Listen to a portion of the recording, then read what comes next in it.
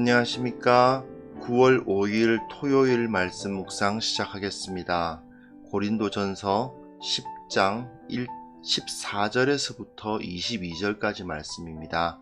계속해서 사도 바울이 우상 제물을 먹는 문제에 대해서 이야기하면서 고린도 교회가 그 가운데 자기 자신을 속이거나 또는 자만하지 아니하고 하나님 앞에서 거룩함을 지켜갈 것을 가르치는 부분인데요. 그 핵심적인 부분이 마지막 부분이라고 할 수 있습니다. 이후에 이제 다시 우상 제물을 먹는 문제에 대해서 다루게 될 텐데요. 다음 주부터는 그것을 다룰 것이고요. 오늘 본문이 결국 바울이 이 우상 제물 먹는 문제에 대해서 그 핵심부, 정말 가르치고 싶은, 말하고 싶은 바의 결론이라고 할 수 있겠습니다. 그럼 오늘 말씀 함께 보도록 하겠습니다.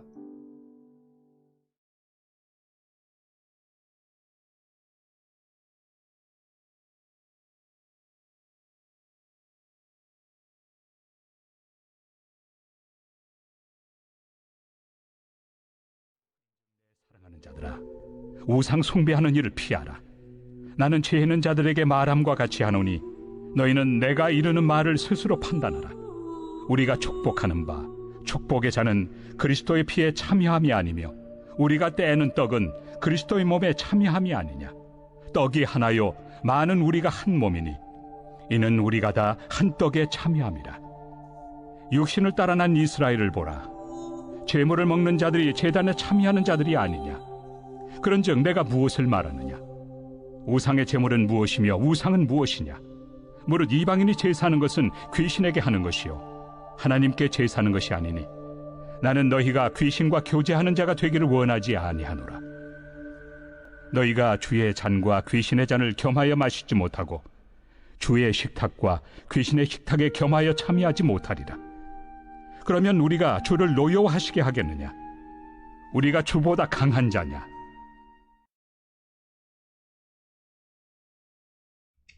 네, 지금 고린도전서에서 우상 제물 문제를 계속해서 다루고 있습니다. 그 가운데에서 특별히 우상 제물을 먹어도 된다 안 된다라는 구체적인 내용보다는 그 안에 들어가 있는 중요한 사상, 너희가 이 사실을 기억해야 된다라고 말하고 싶은, 정말 바울이 어떻게 보면 고린도전서 전체를 통해서 가르치고 싶어하는 내용이 바로 오늘 본문 9장부터 10장 이 부분인데, 이 부분이 특별히 그 중요한 부분이라고 할 수 있을 것 같습니다. 즉 핵심부죠.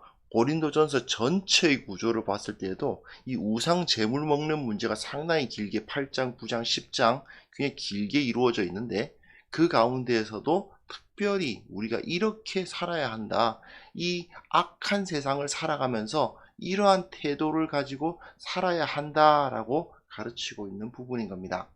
앞에서 바울이 지식 있는 자들에게 이제 우상은 아무것도 아니고 그 앞에 바쳐졌던 음식이라고 해서 특별한 영적인 의미를 가지는 거 아니다라고 다 말했지만, 그럼에도 불구하고 바울은 그 안 먹는 게 좋겠다고 이야기를 했죠. 왜 그러냐? 첫 번째로는 형제들을 실족하게 해서는 안 된다, 그렇게 가르쳤습니다. 그리고 너에게 주어진 권리라도 포기할 수 있어야 된다. 나를 봐라. 난 정말 생활비 받을 수 있는 권리 그까지 다 포기하지 않았느냐. 너희들은 고기 먹을 권리 그 정도도 포기 못하느냐. 그런 이야기까지 해가면서 그걸 포기하라고 했죠. 그러나 바울은 그 가운데 이 고린도 교회가 가지고 있는 문제를 사실상 간파하고 있는 거예요. 뭐냐? 그 고린도라는 그 지역 자체가 워낙에 우상 숭배가 가득한 곳이었다 보니까 우상 숭배의 영향력에서 완전히 벗어날 수가 없는 겁니다.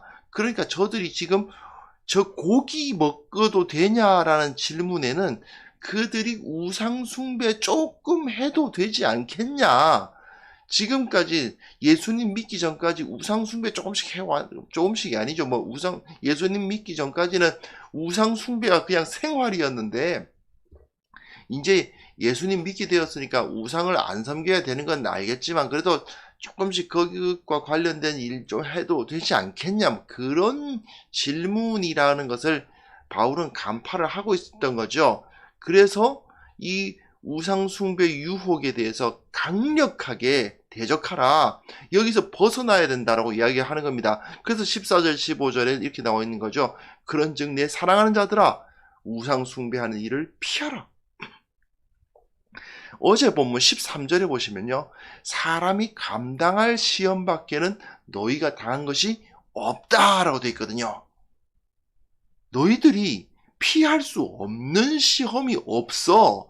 그러니까 우상숭배가 주위에 너무 많아요. 이 고린도라는 지역은 완전히 우상숭배가 생활이에요. 그러니 우리가 어떻게 우상숭배로부터 완전히 피할 수 있겠습니까? 라고 질문하는 사람들에게 사람이 감당할 시험 밖에는 하나님께서 주시지 않는다라고 말한 후에 그러니까 내 사랑하는 자들아 우상숭배 피해야 된다.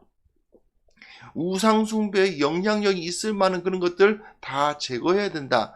나는 지혜 있는 자들에게 말함과 같이 하노니 너희는 내가 이르는 말을 스스로 판단하라 되어 있는데 무슨 얘기냐면 그 구체적인 내용 이게 정말 우상숭배일까 아닐까는 스스로 판단할 수 있지.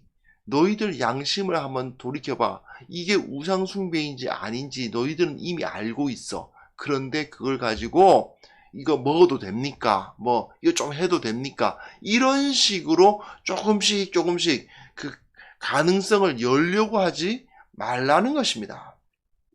사실 고린도라는 지역 자체가 그 상업이 발달한 곳이잖아요. 그러니까 여러 지역에서 사람들이 옵니다. 그럼 그 여러 지역에서 사람들이 몰려 들어오다 보니까 각 지역에 있는 우상이 다 들어오는 거예요. 그럼 그 지역이 완전 우상의 덩어리입니다. 특별히 고린도라는 지역은 그 아프로디테, 비너스, 사랑의 여신, 좋은 것 같지만 사실 굉장히 음란한 여신이죠. 음란한 그 행위가 그 종교 행위에 나타나는 그러한 그 여신이 주신이 되어 있는 도시였습니다.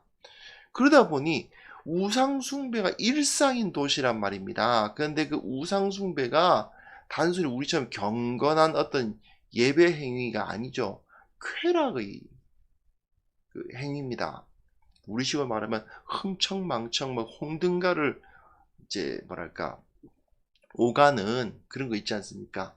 사람들이 모여가지고 부어라 마셔라 하면서 그 여신을 찬미하면서 마치 그 음란한 행위를 즐기면서 이런 행위가 결국 그 우상숭배거든요. 그런데 그 우상숭배를 하다가 예수님을 이제 믿게 되고 안 하게 됐는데 주위에서 자꾸 그런 것에 대한 영향력이 있으면서 또 뭐 나름대로 뭐 거래처와의 관계라든지 주위 지인들과의 관계라든지 뭐 이런 걸 하다 보면은 뭐 그것에 끌려 들어갈 수도 있고 그것에 영향력을 받을 수도 있겠죠. 그러다 보니 내가 그렇게까지는 안 하지만 거기서 고기 같이 먹는 건 가능하지 않을까? 뭐 이 정도의 질문이 사실은 들어오는 거죠. 뭐 그 고기 뭐 값싸고 이제 질 좋으니까 사 먹어도 되지 뭐 이런 식의 이야기인 것 같지만 사실은 거기서 우상숭배 조금 약간 그 우상숭배를 통해서 얻어지는 그 즐거움이나 기쁨이나 또는 인간관계나 뭐 그런 거 조금 해도 되지 않을까요? 이런 질문이었던 것을 사실은 바울은 간파를 하고 있는 겁니다. 그러니까 바울은 이렇게 말하는 거죠. 물론 그 고기를 먹는다고 해서 무조건 우상숭배라고 말할 수는 없다. 그건 너희들이 지혜가 있으니까 잘 판단해라. 하지만 말이다. 쉽게 생각하면 안 된다. 그냥 그 고기 그냥 먹어도 돼 라고 이야기해서는 안 되는 거다. 왜요? 위험한 곳이기 때문이죠. 위험한 곳에서는 자기가 피해 가야 됩니다.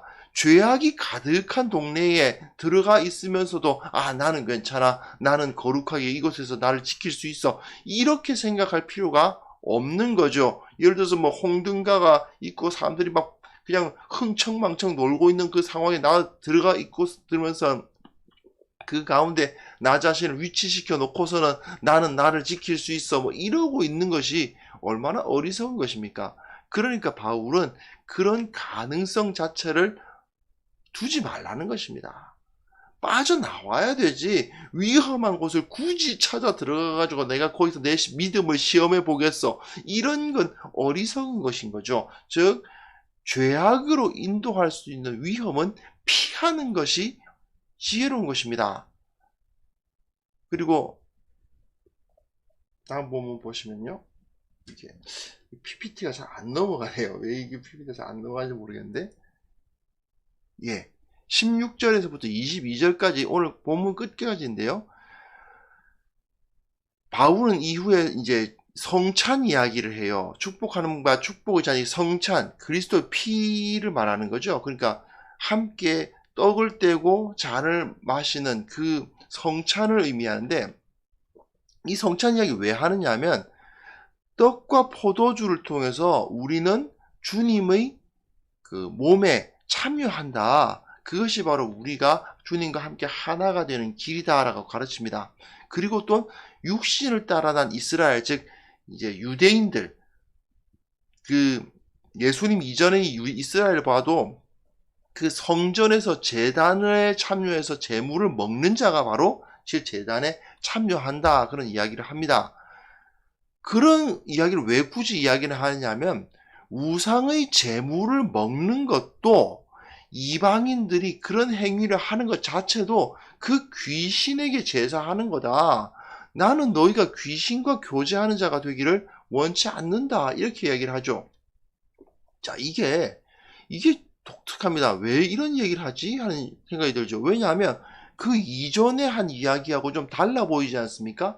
앞서서 우상에 바쳐진 고기는 그냥 고기일 뿐이다. 우상은 아무것도 아니다. 그렇게 이야기해 놓고는 다시 바울은 이 우상 숭배를 통해서 나온 제물과 우리 성찬 또는 이제 예루살렘 성전에서 드려지는 제사에 이걸 빗대어서 설명을 해요. 성찬을 하는 이유는 그것을 통해서 그리스도와 우리가 하나가 되는 것을 위함인데, 저들이 귀신을 숭배하면서 그 제물을 먹는 것도 결국 저들이 귀신과 교제하기 위해서 먹는 거 아니냐. 하지만 우리로 생각하면은 아니 그 귀신이 존재하는 것도 아니고 그 귀신의 그 섬긴답시고 뭐 제물로 드린 그 고기를 먹는다고 해서 귀신과 연합되는 건 아니지 않느냐. 그건 맞습니다. 분명 그건 아닌 게 맞습니다. 하지만 바울은 저들이 그런 생각을 하고 지금 그 고기 만든 거 아니냐, 그 고기를 함께 먹으면서 흥청망청 하고 있는 거 아니냐, 그런 거죠.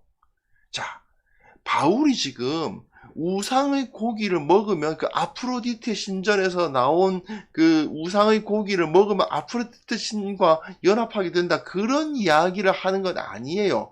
우상의 고기를 먹는 행위 자체가 영적인 문제를 일으킨다고 생각했다고, 바울이 그런 생각을 했다고 해석할 수는 없어요.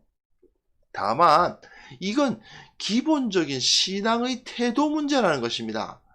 우리식으로 생각하면 이런 겁니다. 예를 들어서 이제 뭐 예전에 그 조류독감 같은 것이 막 발생한다. 그러면 닭고기, 오리고기가 안 팔려요. 많이들 안 먹잖아요, 사람들이. 사실 올바른 지식에 의하면 어떻습니까? 아무리 조류독감이 해도 조류독감에 걸린 닭이나 오리가 식탁에 오를 가능성 거의 0에 가깝죠. 또 설사 조류독감에 걸린 닭이나 오리를 먹는다 하더라도 그걸 불에 조리해서 먹으면 인체에 무해하다는 것은 다들 아는 사실입니다. 그럼에도 불구하고 사람들은 잘 안 먹습니다. 왜 그렇습니까? 꺼림칙하니까. 뭔가 꺼림칙하잖아요. 굳이 내가 다른 거 돼지고기 먹을 것도 있고 소고기 먹을 것도 있는데 굳이 조류독감이 이렇게 횡행하는 때에 꼭 닭고기를 먹어야겠어? 그렇지 않습니까? 아니 내가 다른 거 못 먹을 것도 아니고, 아니 닭고기 좀 싸다 하더라도 가지고 조금 더 돈 더 주고 돼지고기 먹고 소고기 먹으면 되지. 뭐 하려고 내가 지금 조류독감이 뭐 돈다는데 닭고기 먹겠어? 내가 왜 굳이 저 오리고기 먹으러 찾아가겠어? 그렇게 생각하게 되잖아요. 그렇죠? 자, 한번 생각해 보십시오.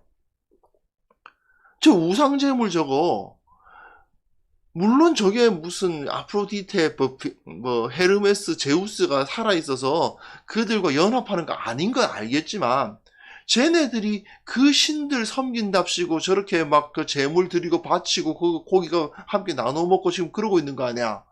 내가 굳이 저기 가서 그 고기 먹고 그 신들을 높이는 그 자리에 가가지고 그 사람들하고 뭐 말을 나누고 그럴 필요 없잖아. 그렇지 않습니까? 굳이 그 고기 먹을 필요 없는 거 아니에요. 그 고기 먹는다고 해서 우상 숭배한다? 그렇게 말하기는 어려워. 하지만 굳이 그렇게 오해를 살 만한 거리끼는 행동을 할 필요가 뭐가 있어, 이거죠. 너희가 21절에 보시면 너희가 주의 잔과 귀신의 잔을 겸하여 마시지 못하고 주의 식탁과 귀신의 식탁에 겸하여 참여하지 못하는 거 아니냐. 물론 그걸 먹는다고 해서 귀신의 식탁에 참여했다고 말할 수 없을 수도 있지만 저들이 귀신의 식탁을 마련해 놓고 거기서 함께 먹는 그 고기를 굳이 네가 들어가 가지고 먹을 필요가 뭐가 있느냐는 거죠. 그렇지 않습니까? 왜 괜히 그들 가운데 들어가서 그 죄악의 자리에 서느냐는 것입니다.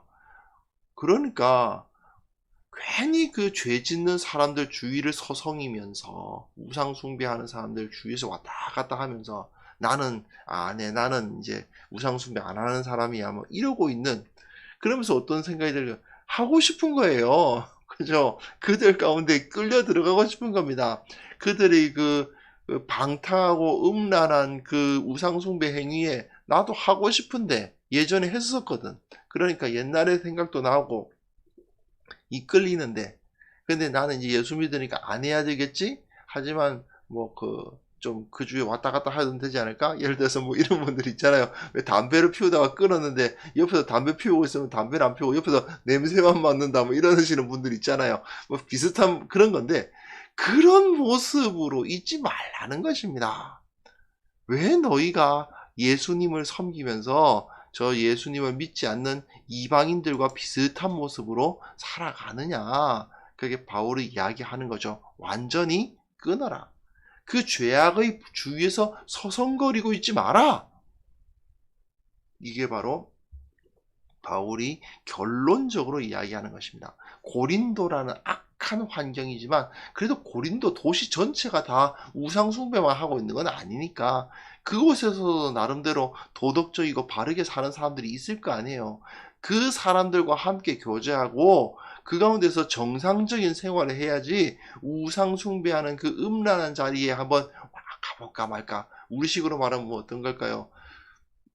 뭐 워낙에 요즘 인터넷에 음란물들이 많으니까 다른 사람들 다 보는데 나도 좀 보면 안 될까 뭐 이런 식의 거라든지, 또는 뭐 저기 뭐 도시에서 여러 가지 뭐 이제 뭐 술 마시고 하는 그런 유흥가 환락가 그런들 좀 왔다 갔다 하고 뭐 그런 거 나도 한번 해보고 싶다 이러면서 왔다 갔다 거리는 그런 행동들이 우리가 거룩한 자들로서는 행해서는 안 될 일들이다 하는 것입니다. 우리를 죄악으로 이끄는 환경들이 지금 존재하죠. 좀 전에 말씀드린 것처럼 인터넷이라든지 이런 데서 나타나는 음란한 것들이라든지, 또는 우리 주위 무슨 환락가라든지 또는 기타 여러 가지 뭐 사람들을 죄악으로 이끄는 환경들이 있습니다. 죄악은 분명히 우리들 마음에 있는 것이지만 그런 환경 가운데 내가 들어가면 더 잘 발현되는 건 사실입니다. 더 위험해지잖아요. 그런 것이 주위에 없으면 내가 좀 덜 자극을 받는데, 나는 아무리 이런 데에 들어갔어도 나는 이길 수 있어. 나는 견딜 수 있어. 나 어디에서도 거룩하게 난 지킬 수 있어. 뭐 이런 식의 행동은 사실 어리석은 행동입니다. 굳이 위험한 곳 찾아갈 필요 없거든요. 굳이 나 자신을 위험한 환경에 둘 필요가 없죠. 그러니까 우리는 어떤 종류의 죄라도 버리고 정결한 삶을 살도록 부르심을 받은 사람들 아닙니까? 그리고 우리는 예수 그리스도의 제자로서 거룩한 삶을 살고 그 거룩한 사람들과의 관계를 맺고 그들과 시간을 보내는 데에도 바쁘다고요. 근데 왜 굳이 그 죄악의 꼬투리를 잡아서 그 자리에 나를 두겠습니까? 그렇게 되면 결국 나의 거룩한 삶이 무너지게 되고 세상의 영향력에 노출되게 되고 나를 유혹하는 자가 나를 넘어뜨리게 되는 그런 상황이 생기게 되겠죠. 바울은 결국 고린도전서를 통해서 어떻게 보면 이게 고린도전서의 가장 중요한 바울의 메시지라고 볼 수 있어요. 너 자신을 죄악으로부터 철저히 지켜라. 그 고린도라는 음란한 도시 가운데 너는 어떻게든 이 세상에서 그 거룩한 삶을 살기 위해서 최선을 다하라. 이렇게 가르치고 있습니다. 혹시 우리들 가운데 어떤 유혹을 많이 받으시는지 모르겠습니다. 각자의 삶의 영역들이 다 다르기 때문에 이제 우리가 유혹받는 모습들도 다 다르죠.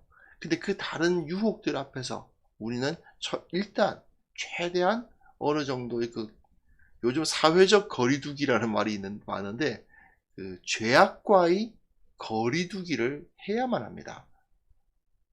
내 몸이, 내 생각이, 내 시간이 그러한 거리두기에 철저하게 그 거리두기를 철저하게 지키고 그것을 통해서 거룩한 삶을 유지해 나가야만 되겠습니다. 내가 어떤 유혹을 받고 있는지 다시 한번 돌이켜보시고 내가 그로부터 완전히 절연하는 거리를 확실하게 두는 우리 모두가 될 수 있도록 함께 기도하는 시간 함께 가졌으면 좋겠습니다. 함께 기도합시다.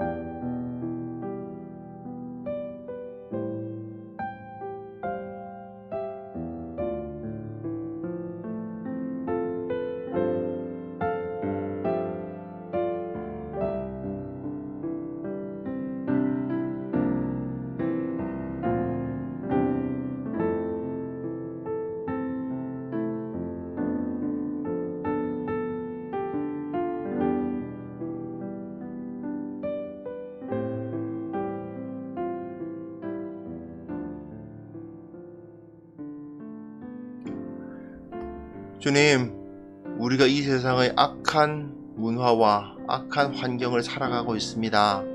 참으로 죄악의 유혹 가운데 우리가 살아가고 있음을 주님께서 아십니다.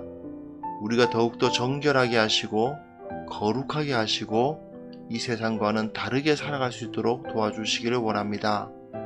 세상 사람들은 이것은 죄가 아니라고 말하고 있지만 우리는 주님 앞에서 범죄하는 것을 두려워하게 하시고 혹시라도 우리 가운데 세상의 죄악을 합리화하는 그런 마음이 있다면 깨끗하게 버리게 도와주시고 거짓으로부터 악함으로부터 음란함으로부터 우리를 지키고 최선을 다하여 주님만을 섬길 수 있도록 좀 도와주시옵소서. 특별히 우리 어린 영혼들이 참 이 세상의 악한 문화에 많이 노출되어 있습니다. 저들이 음란한 문화, 배금주의 문화, 그리고 생명을 경시하는 문화들을 이 세상이 많이 보여주고 있는데 그 가운데 물들지 않도록 도와주시고 주님의 거룩한 은혜를 먼저 추구하는 자들 될 수 있도록 주님께서 지켜주시고 우리의 저들을 양육해 나갈 때에 주님께서 지혜롭게 능하게 그리고 더욱더 거룩하게 사랑으로 저들을 잘 돌볼 수 있도록 또한 이끌어 주옵소서. 아버지 하나님, 오늘 하루를 또한 주님 앞에 의탁합니다. 또한 내일 거룩한 주일로 예배하기를 원합니다.